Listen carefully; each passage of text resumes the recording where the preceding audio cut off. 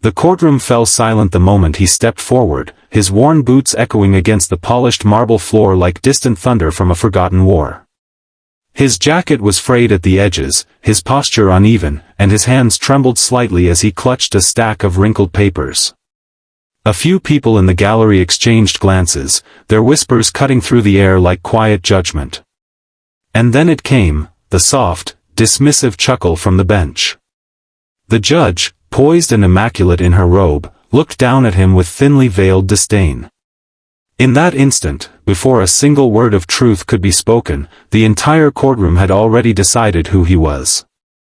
Before we go any further, if you believe in kindness, second chances, and the idea that no one should ever be judged by appearances alone, take a moment to like, comment, share, and subscribe to the channel Echoes the Stories. Your support helps stories like this reach hearts that need them most. The man's name was Callum Vance, though few in that room cared to remember it. To them, he was just another struggling father, another case clogging the system.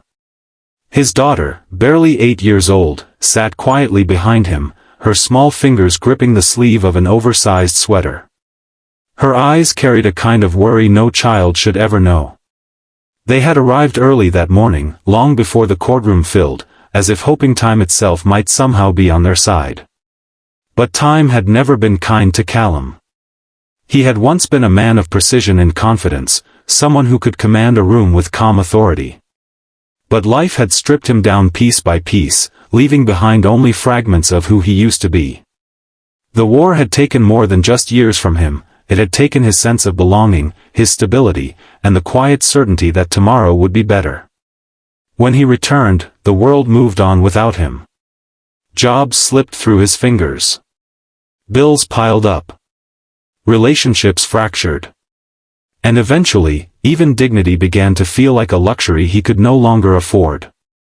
The case before the court was painfully simple on paper. A custody dispute. Callum's former partner had petitioned for full custody, citing instability, financial hardship, and concerns about his mental health.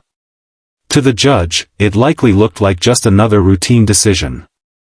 But to Callum, it was everything. It was the last fragile thread tying him to the only person who still saw him as more than a failure.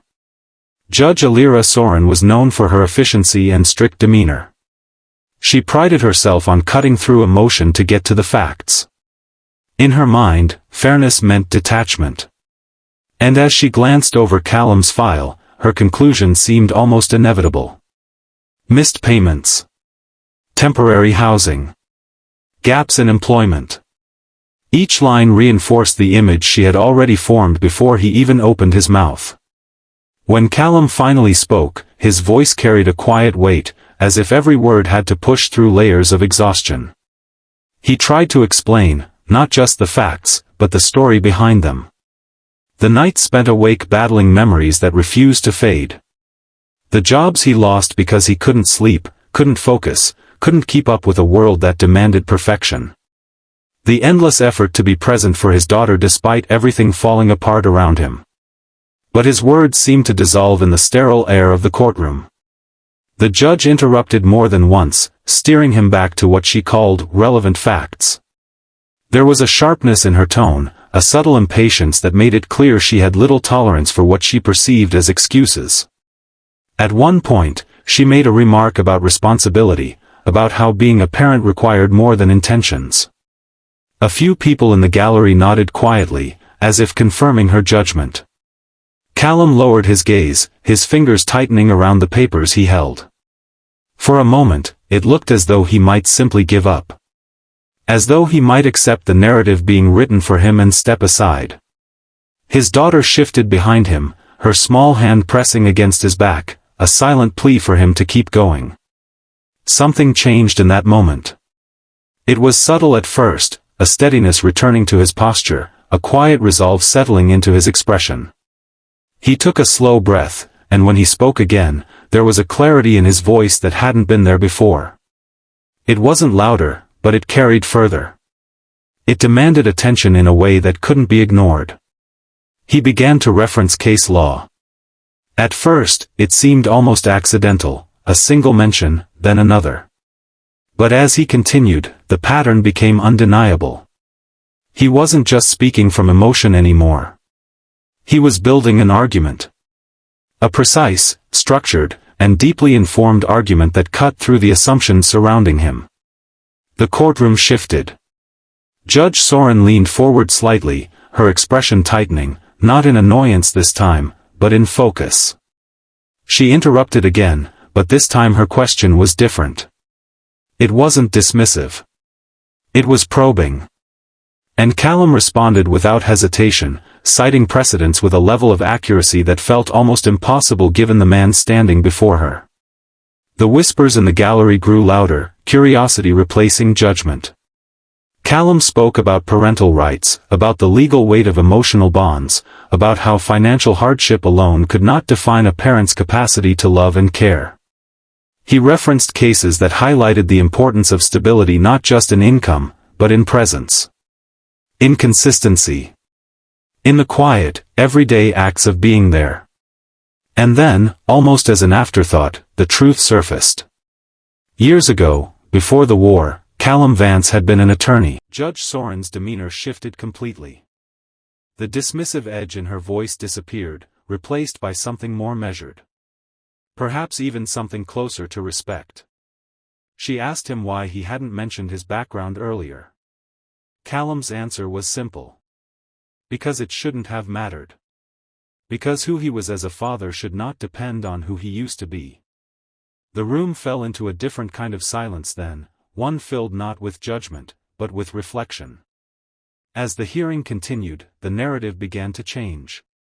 Callum's former partner's arguments, once unquestioned, were now examined more closely. The assumptions underlying them were challenged.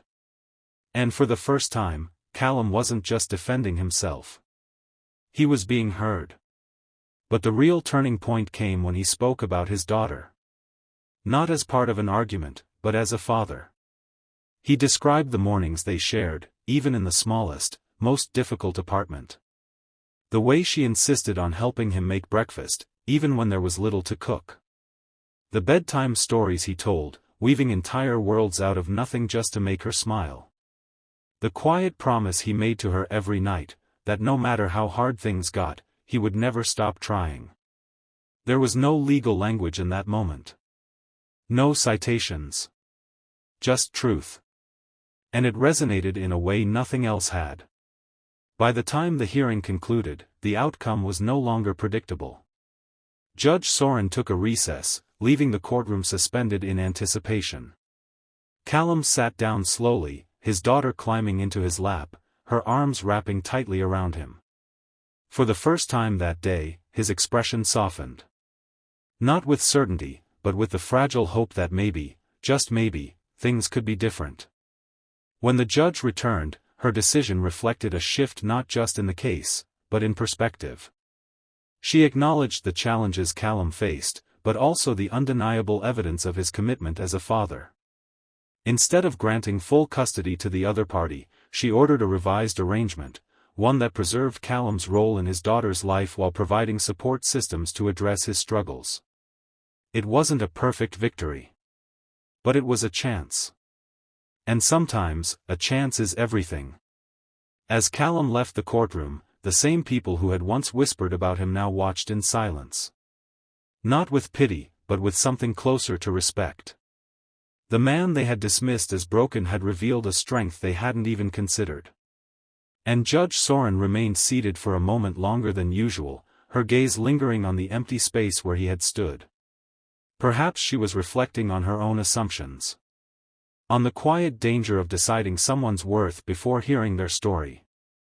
Because sometimes, the people who appear the most lost are the ones who have simply been fighting battles no one else can see. If this story touched your heart, if it reminded you that every person carries a story deeper than what we see on the surface, take a moment to like, comment, and share it with someone who needs to hear this today. And before we end, here's something special. Comment below with one word, respect, if you believe everyone deserves to be heard before being judged. Callum walked out into the sunlight, his daughter's hand in his, the weight of the world still heavy, but no longer unbearable. For the first time in a long time, the road ahead didn't feel like an ending.